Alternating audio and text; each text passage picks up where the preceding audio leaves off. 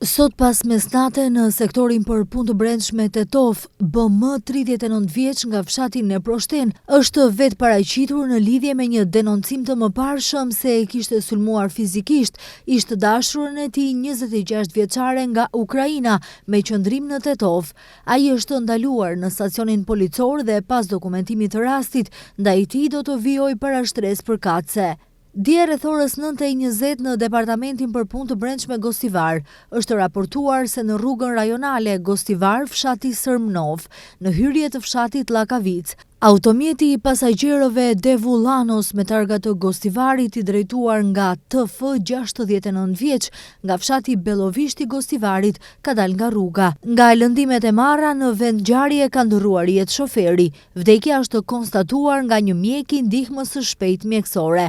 Ekspertizë në vend ngjarje ka kryer ekipi hetimor i departamentit për punë të brendshme Gostivar në bashkëpunim me prokurorin publik, me urdhër të cilit trupi i të ndjerit është dërguar për obduksion.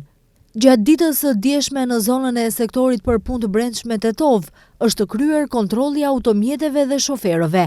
Gjatë kontrollit janë sankcionuar gjithsej 13 drejtues mjetesh, 9 nga Tetova dhe 4 nga Gostivari për parkim të parregullt dhe 51 lloje të tjera të shkeljeve në trafik, 27 në Tetov dhe 24 në Gostivar.